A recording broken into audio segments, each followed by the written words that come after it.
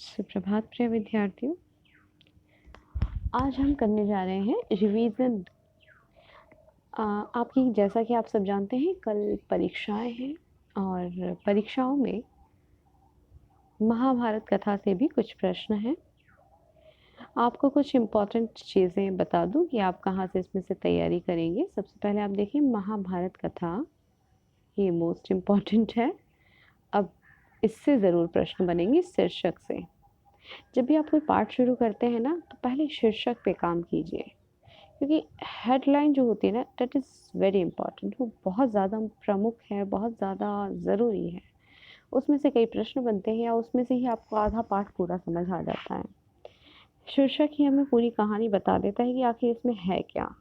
महाभारत यानी पूरे भारत की सबसे बड़ी एक गाथा, और सबसे बड़ी और सच में सबसे ज़्यादा पृष्ठों वाली गाथा कही जा सकती है हमारे पूरे संपूर्ण भारत की।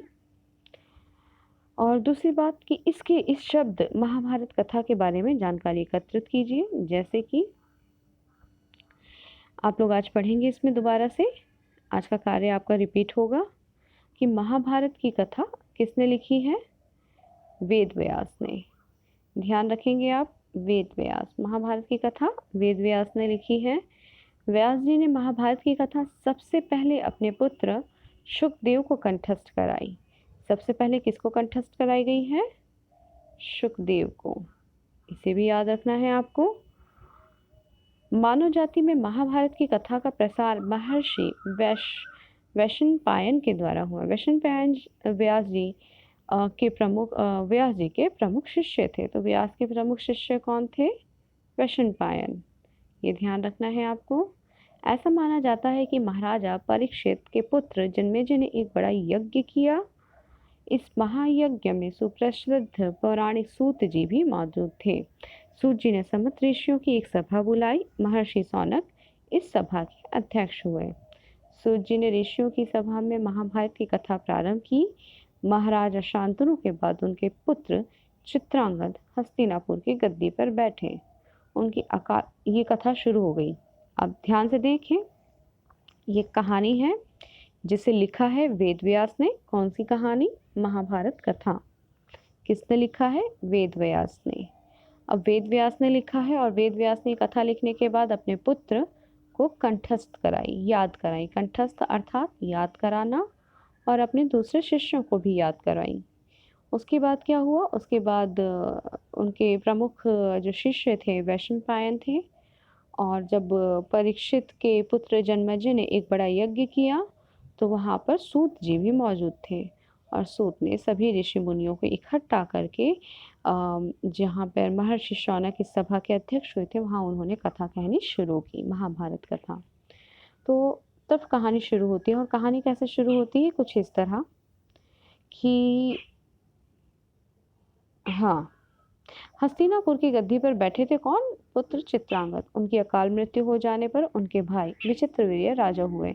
इसी में से आपको बहुत इंपॉर्टेंट पॉइंट्स मिल जाएंगे कि विचित्रवीर्य उनके भाई थे। और उनके दो पुत्र हुए, धृतराष्ट्र और पांडु। विचित्रवीर्य के दो पुत्र हुए, धृतराष्ट्र और पांडु। बड़े बेटे धृतराष्ट्र जन्म से ही अंधे थे। तो जो दिव्यांग आजकल हम कहते हैं, जन्म से ही अंधे थे यानी दिव्यांग थे। इसलिए उस समय की नीति के अनुसार पांडु को गद्दी पर बैठाया गया। पांडु ने कई वर्षों तक राज्य किया और उनकी दो रानियां थीं, किंतु कुंती और माद्री। तो पांडु ने कई वर्षों तक राज्य किया। उनकी दो रानियां थीं, कुंती और माद्री। रानियों के नाम आपको याद रखने हैं। पांडु की कितनी रानियां थी? दो रानियां थी। कितनी रानियां थी? दो, कुंती और माद्री। कुछ समय राज्य करने के बाद पांडु अपने किसी अपराध के प्रायश्चित के लिए तपस्या करने जंगल में गए। अब पांडु को प्रायश्चित करने के लिए, क्योंकि कुछ हो जाती है मिस्टेक्स, इंसान है, ज़िंदगी है, लेकिन सबसे अच्छा और भला इंसान वही है कि यदि उसे गलती से भी कोई गलती हो जाए, यानी कि अगर कोई अनजाने में कोई गलती हो जाती है और उसे अपनी गलती का एहसास हो जाए और फिर उसका वो प्रायश्चित करे, उसको सुधार करने के लिए कुछ करे उसका सुधार करने के लिए, तो वो इंसान सबसे महान है। अब पांडु से कोई गलती हुई और उस गलती, उस अपराध का प्रायश्चित करने के लिए वो तपस्या करने जंगल गए। उनकी दोनों रानियां भी उनके साथ ही गईं। वनवास के समय कुंती और माद्री ने 5 पांडवों को जन्म दिया। कुछ समय बाद पांडु की मृत्यु हो गई। अब रानियां भी साथ गई थी। पांडवों का जन्म हुआ, जो 5 पांडव थे।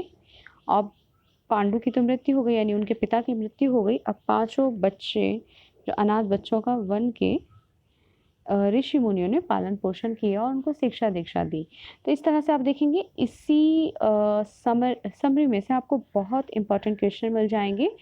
और आपको जितना भी मैंने पढ़ाया है, इसके अतिरिक्त आपको यहाँ भी रिवीजन करना है।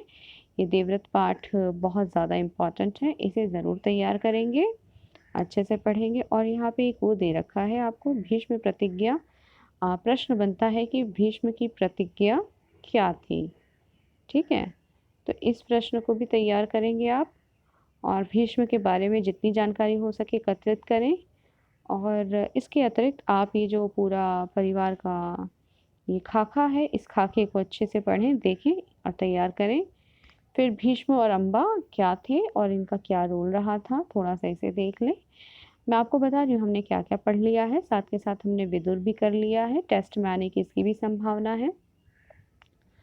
अभी तक हमने विदुर तक किया है। अब कल की परीक्षा के बाद हम कुंती शुरू करेंगे। आज की कक्षा के लिए इतना ही, धन्यवाद।